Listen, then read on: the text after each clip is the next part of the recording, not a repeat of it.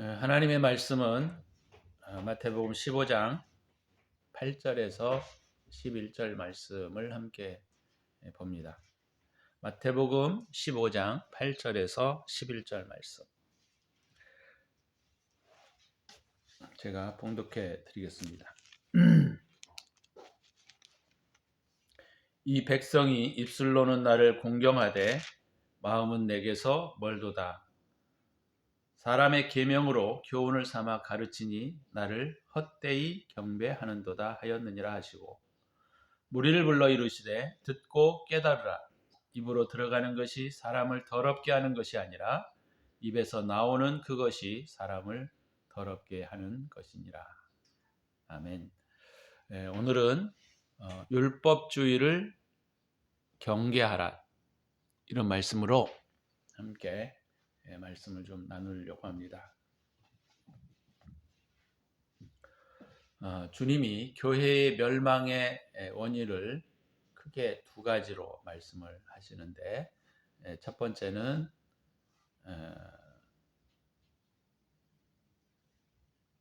기복주의, 두 번째는 율법주의라고 말씀을 하십니다. 교회를 우리가 정화해야 되는데 실상은 이 자정 능력을 상실해 버린 지가 오래되었습니다. 그래서 어디로 가고 있는지, 또 어떻게 가야 하는지를 모르고 가고 있는 것 같습니다. 오늘 이 본문의 내용은 예수님께서 유대인들과 바리새인들의 정결례에 속하는 음식을 먹기 전에 손을 씻어야 한다는 그런 규례와 규칙이 있습니다. 오늘 제자들이 떡을 먹을 때에 그들이 손을 씻지 아니하고 떡을 먹는 모습을 유대인과 바리새인들, 또 사두개인들이 그 모습을 보고, 아니 당신의 제자들은 하나님께서 정하신 규칙과 규례들을 왜 어기십니까? 당신이 하나님의 아들이라고 말씀을 하시면서 어떻게 당신의 제자들은 하나님이 정하신 이런 규례와 규칙들을 위반하며 살아갑니까? 이렇게 예수님께 제자들을 힐난하고 비난하는 그런 말씀을 했던 것을 우리가 알고 있습니다. 그런데 오늘 예수님의 이 그들의 질문에 대하여, 또는 그들의 비난에 대하여 예수님께서 뭐라고 말씀을 하시는지, 우리가 이 부분들을 함께 나누려고 합니다.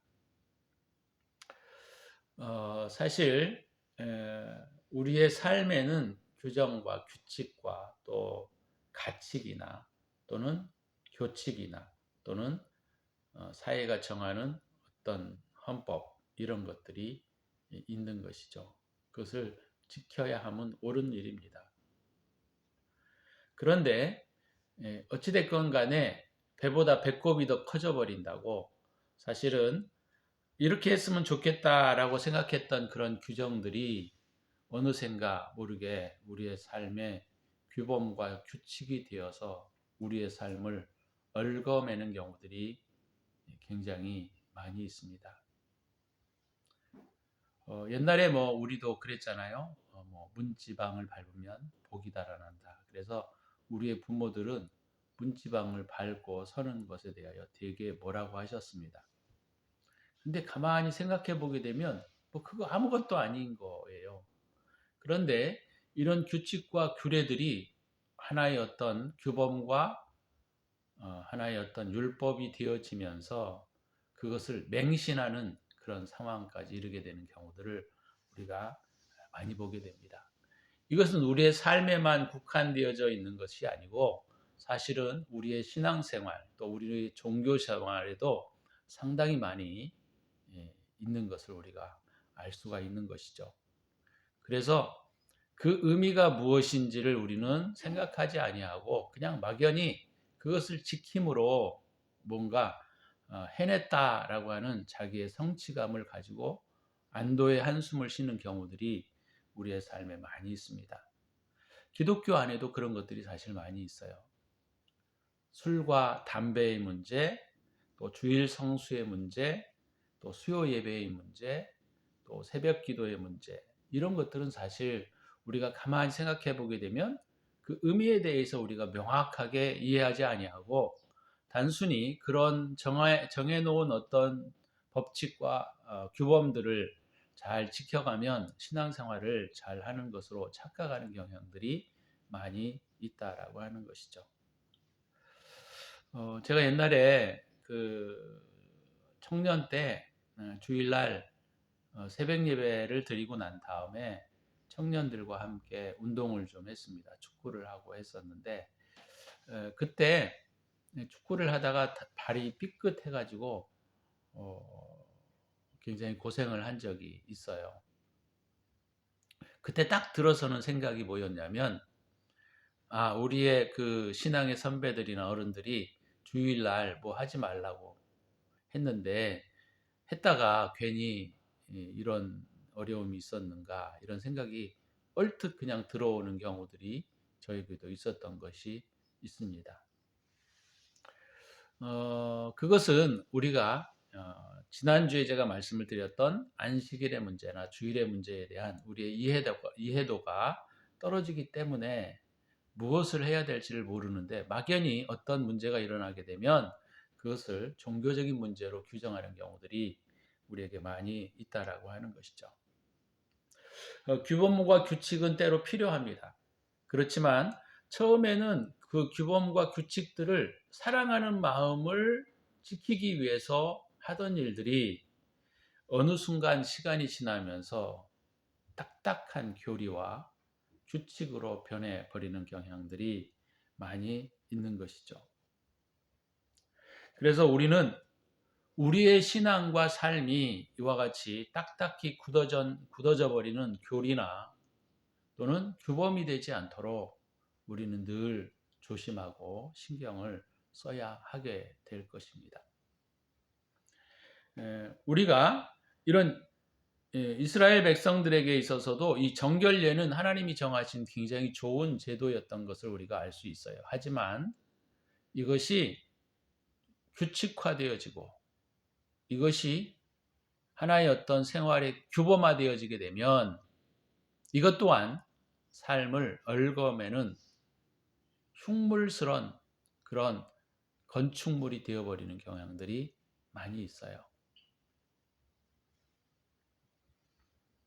그래서 이러한 하나님께서 이렇게 행하는 것이 하나님을 사랑하는 것이다 라고 하는 것이 어떤 면에서 율법과 규칙이 되어지고 율법주의로 흘러버리는 것을 어떻게 알 수 있는가? 그것은 우리가 두 가지를 살펴보면 알 수가 있습니다. 첫 번째는 내가 이것을 지킴으로 인하여 보상 심리가 나에게 작동하고 있는지 그것을 살펴보면 알 수 있어요. 쉽게 말하자면 나 뭐 주일 지켰어. 나 수요 예배 나갔어. 새벽 예배나 나갔어. 라는 것들이 나의 삶에 만족스러운 것으로 오게 될 때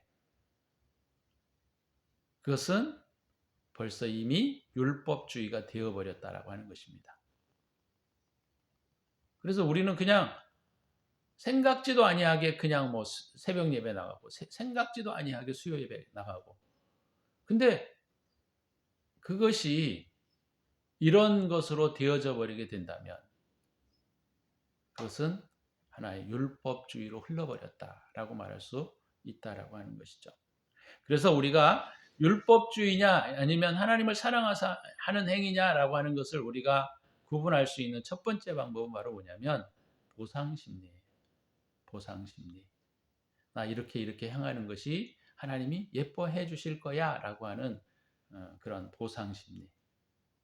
그래서 보상심리가 작동하고 있는지 그것을 살피셔야 되고 두 번째는 뭐냐면 판단의식입니다. 판단의식. 저도 옛날에 그랬던 것 같아요. 어찌됐건 저도 예수를 믿으면서 술, 담배를 끊었습니다.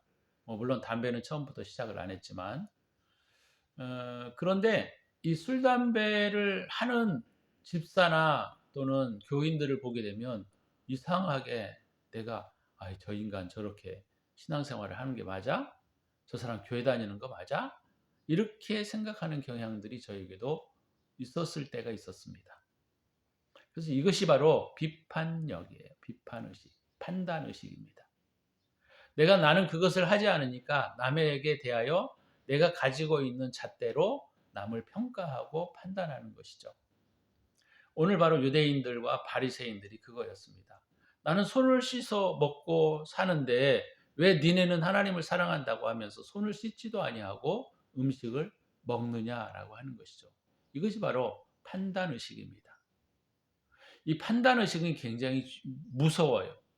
나는 하나님 앞에 이렇게 살아가니까 너도 그렇게 살아가야 된다라고 하는 규범을 만들어내고 그 규범에 어긋나는 사람들의 행동에 대하여 비판과 판단의 채찍을 아주 무섭게 휘두르는 경향들이 많이 있다라고 하는 것이죠.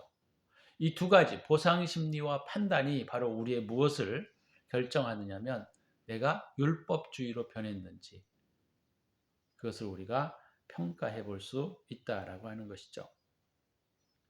오늘 제자들에 대하여 사두개인들과 바리새인들, 유대인들이 이렇게 예수님께 질문하는 것도 마찬가지예요. 똑같은 그런 모습입니다. 이런 평가에 대하여 주님은 이사야서 29장 13절의 말씀을 예수님께서 인용합니다. 7절은 읽지 않았지만 외식하는 자들아 이사야가 너에게 관하여 잘 예언하였도다. 일러스되 이 백성이 입술로는 나를 공경하되 마음은 내게서 멀도다. 그러니까 예수님께서 이 유대인들과 바리새인들에 대한 평가는 바로 그거였어요. 야, 니네들이 나를 사랑하고 하나님을 공경한다고 하는 것이 있지만 너희들의 마음은 내게서 멀어져 있다라고 하는 것입니다. 그래서 주님은 오늘 이 부분에 대하여 평가하는 것이 바로 뭐냐면 율법적인 제도보다도 그가 어떠한 마음의 상태로 하느냐를 더 중요시 여긴다라는 사실을 우리가 배워야 한다라고 하는 것이죠. 우리가 때로 신앙생활을 갖게 될 때 내가 행하는 신앙의 규범이 정확하다라고 생각하여 많은 사람들은 자기가 생각하는 신앙의 규범을 가지고 남을 평가하고 잣대질하는 경우들이 우리에게 너무 많이 있습니다. 이것은 굉장히 위험하고 무서운 행위예요. 우리 인류의 역사에 우리가 살펴보게 될 때 종교는 항상 이러한 짓들을 해왔습니다.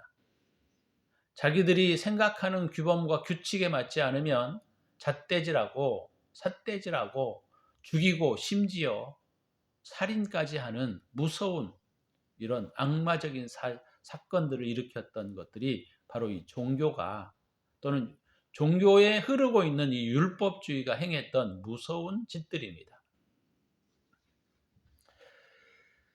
그래서 우리도 그와 같은 방향으로 흘러가고 있지 않는지를 우리는 늘상 점검해야 되고 오늘 주님이 말씀하시는 이 율법주의로 인하여 교회가 멸망하고 있다라고 하는 사실에 대하여 우리가 심각하게 마음을 쏟아야 한다는 것을 우리가 오늘 이 본문을 통해서 배울 수가 있다라고 하는 것이죠. 유대인들과 바리새인들은 하나님을 사랑하는 그들의 태도나 행동에 있어서는 굉장히 우리가 상상할 수 없을 정도로 하나님을 사랑하는 열심이 강했던 것을 우리가 알 수가 있습니다.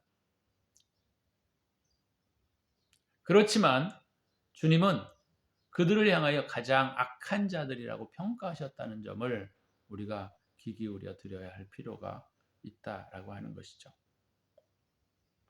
너희들이 이 백성들이 나를 공경한다고 하지만 그것은 사실 껍데기만 있다. 주님이 그렇게 말씀하시는 거 아닙니까?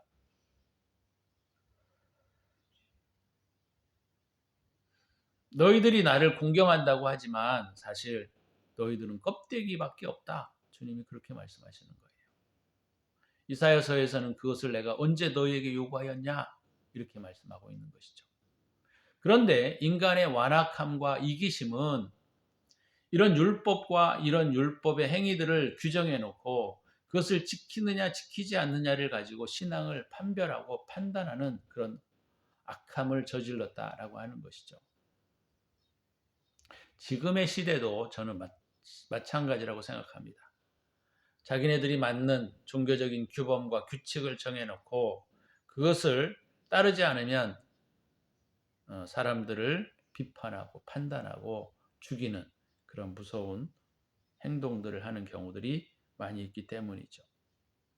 그래서 주님은 그렇게 말씀을 하셨어요. 9절에 사람의 계명으로 교훈을 삼아 가르친다.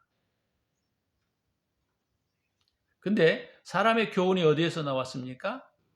성경에서 나왔어요. 모세의 말씀으로부터 비롯된 것인 거죠. 근데 그 모세의 말씀을 자기네들이 원하는 방식으로 만들어 놓고 그 규칙들을 지키느냐 지키지 않느냐를 가지고 신앙의 잣대를 들이댔던 유대인들의 모습을 오늘 주님은 책망하고 계시는 것이죠. 그래서 주님은 그렇게 말씀을 하셨어요. 사람의 계명으로 교훈을 삼아 가르치며 지키라고 하니 나를 헛되이 경배하는 것이다. 나를 헛되이 예배하는 것이다.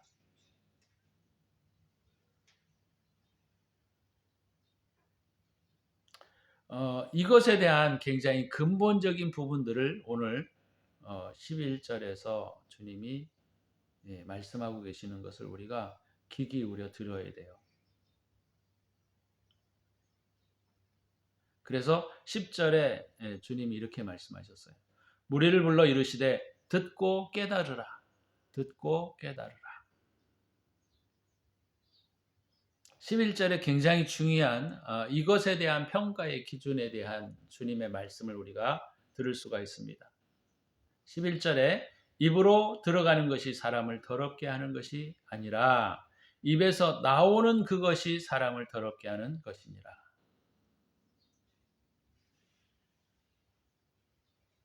그러니까 이 말씀의 뜻이 바로 뭐예요?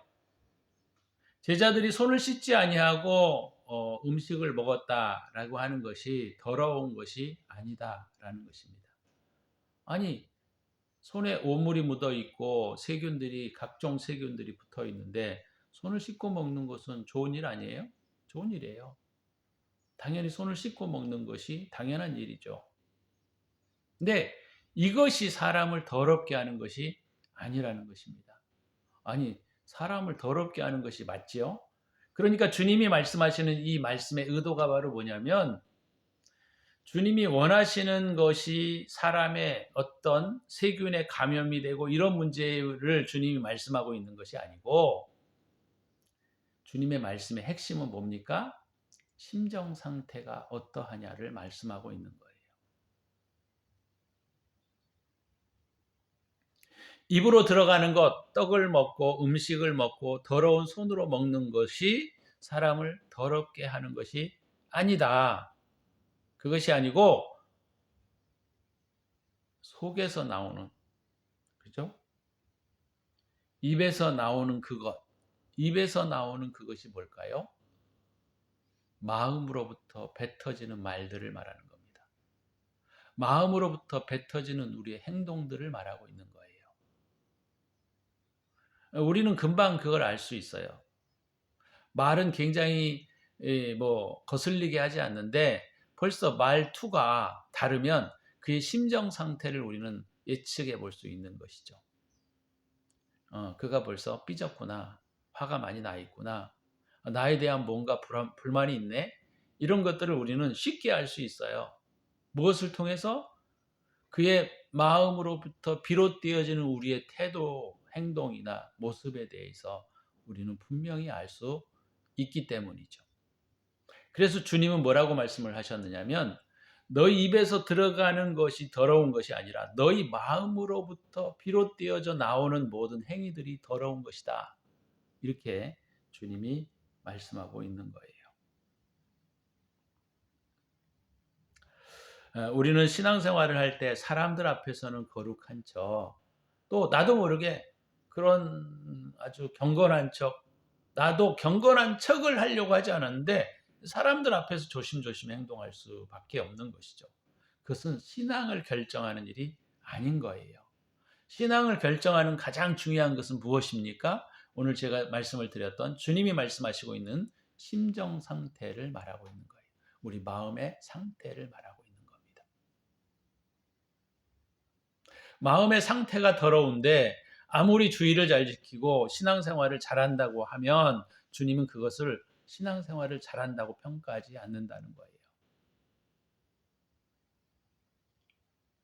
비록 우리가 규범과 규칙들을 잘 지키지 못했다 할지라도 우리 마음의 상태가, 심정 상태가 주님을 뜨겁게 사랑하는 것이라고 한다면, 그죠?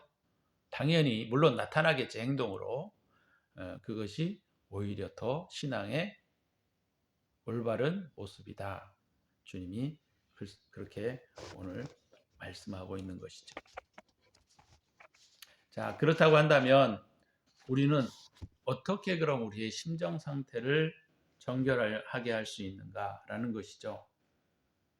오늘 본문에서는 이 부분이 명확하게 드러나 있지 않지만 성경의 전체적인 흐름을 통해서 우리가 살펴보게 되면 마음의 심정 상태를 거룩하게 하는 방법은 여기 나와 있지는 않습니다. 오늘 본문에는.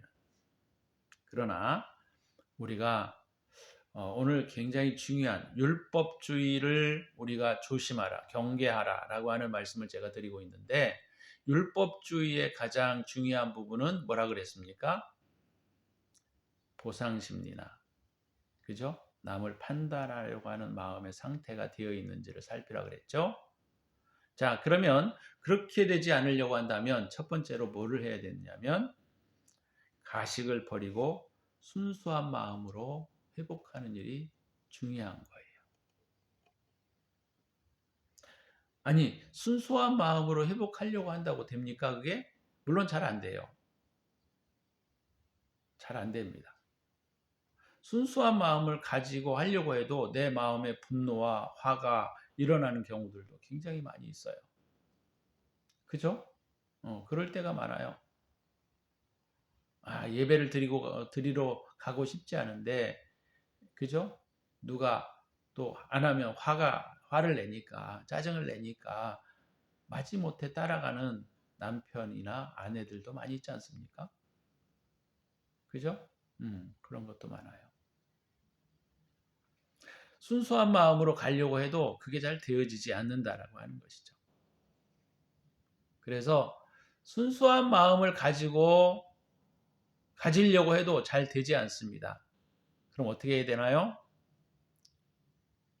선을 행하라는 것입니다. 선을.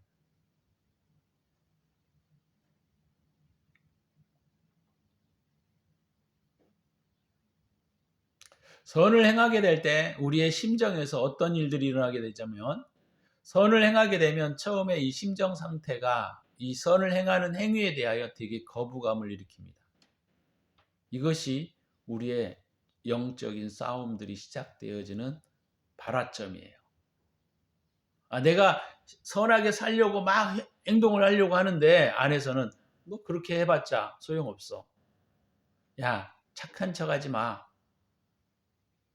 야, 오지랖 떨지 마. 뭐 이런 소리들이 우리의 마음속에서 나오는 것이죠. 그래서 그것에 굴복해버리게 되면, 에이, 그래, 뭐 내가 뭐 착한가? 아니, 뭐 나만 그렇게 사나? 다른 사람들도 다 그렇게 사는데. 그렇게 해서 우리의 선한 욕구들을 이렇게 잠재워버리게 되면 우리의 영적 싸움은 끝나버리는 겁니다. 져버리는 거예요.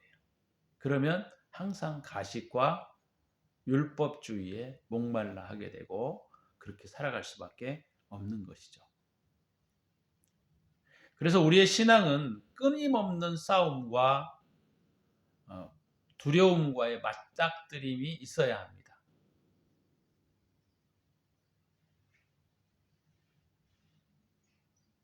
우리 속에 있는 탐욕과 소욕들은 우리의 순수한 마음의 상태를 우리가 유지하려고 하게 될 때 우리에게 엄청난 압력과 공격을 가하게 되는 것이죠.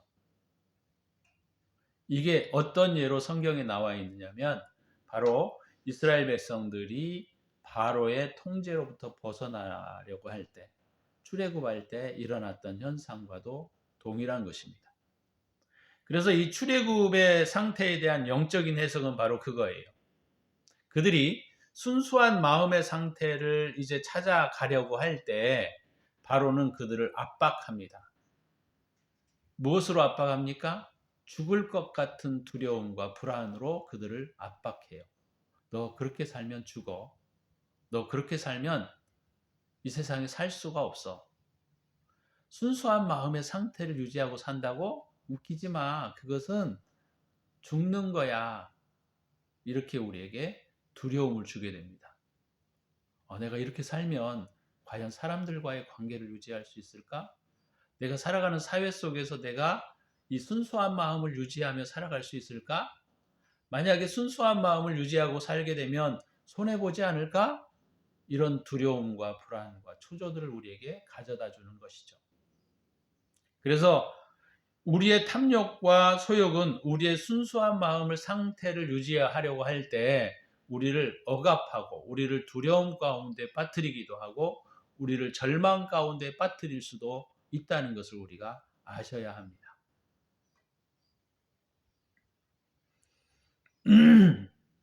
그러나 실제로 우리의 이런 심정 상태를 순수하게 유지하려고 할 때 실제로 그들이 위협하는 것이 우리를 죽게 하거나 멸망시키거나 실상은 털끝 하나 건드리지 못한다라고 하는 사실을 우리는 출애굽 사건에서 명확하게 볼 수 있어요.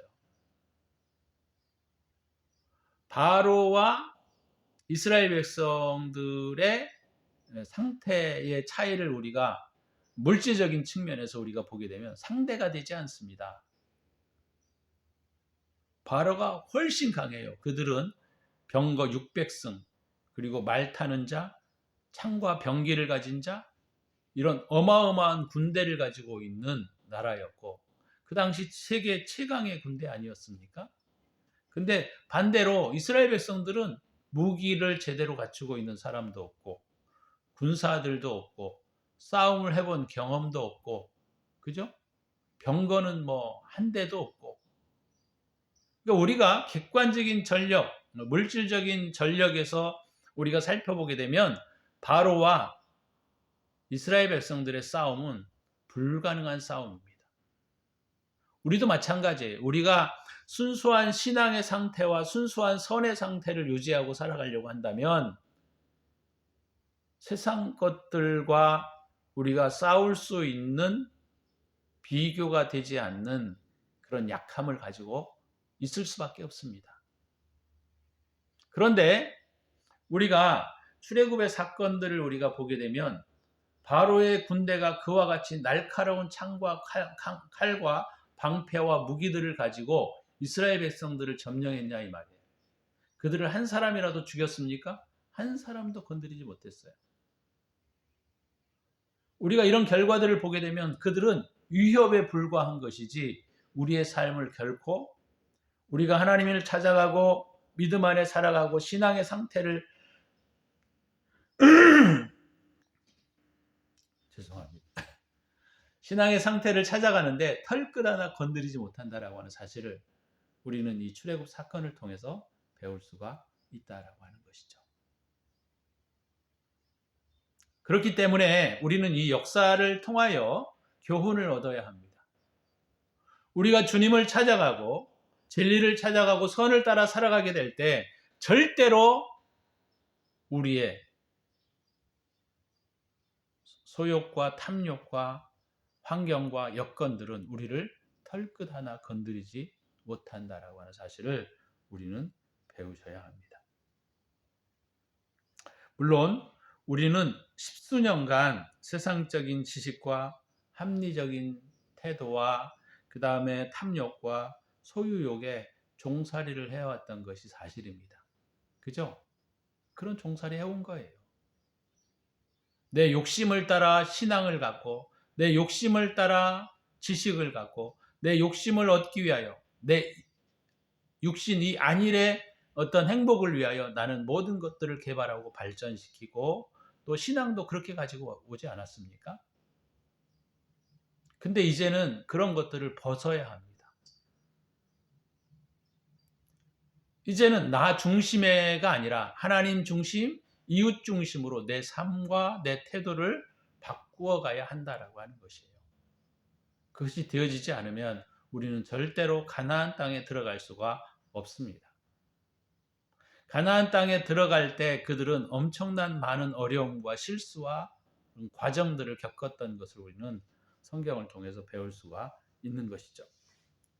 십수년간 우리가 이런 탐욕과 자기 애와 자기 욕에 사로잡혀 있는 우리가 일순간에 한 번에 우리가 거듭나서 가나안 땅에 들어가는 것이 아닌 거예요. 끊임없는 싸움, 그죠? 끊임없는 두려움과 맞서야 하고 끊임없는 시험에 맞서야 하고 이것이 우리가 신앙생활을 해가는 과정입니다. 항상 좋은 것, 선한 것, 행복한 것만을 찾게 되면 우리는 절대 신앙생활을 할 수가 없는 겁니다.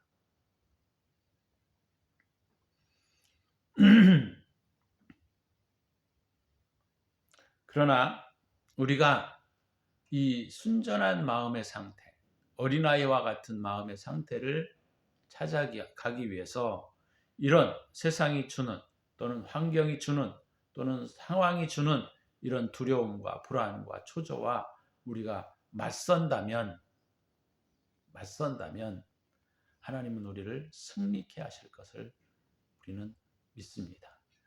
반드시 승리할 겁니다. 그런데 중간에 이런 두려움과 불안과 이런 초조 가운데 우리가 빠져서 우리의 에이 내가 뭐 이렇게 착하게 살아봤자 무슨 의미가 있겠어? 다들 악한데 내가 이렇게 선과 진리를 따라 살아간다고 해서 누가 알아줘? 이런 마음과 이런 태도를 갖게 된다고 한다면 우리는 다시 우리가 애굽으로 돌아갈 수밖에 없는 것이죠.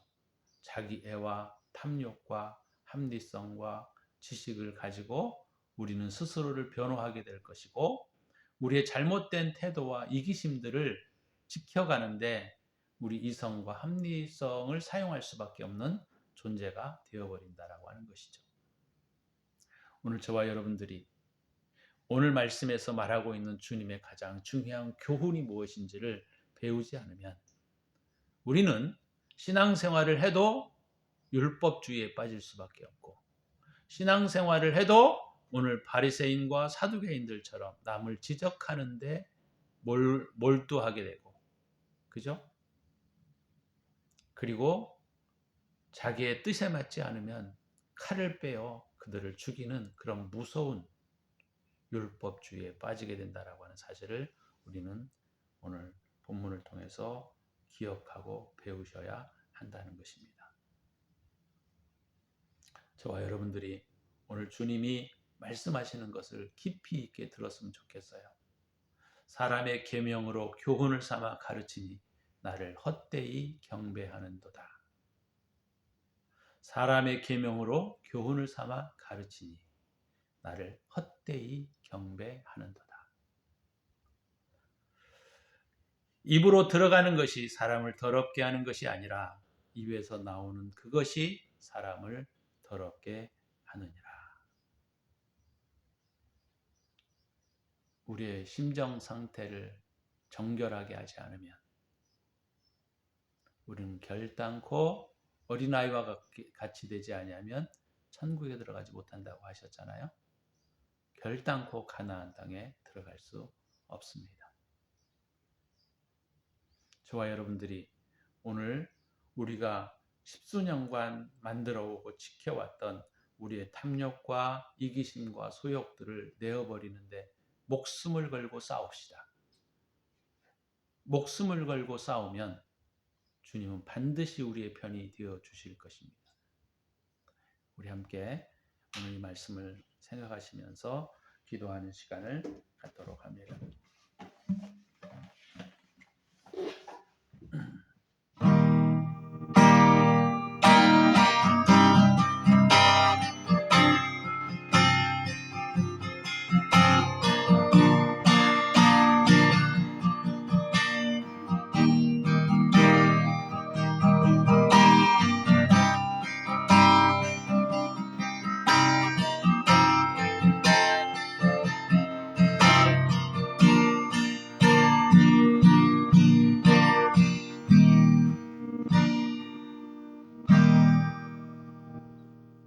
주님 은혜를 감사합니다.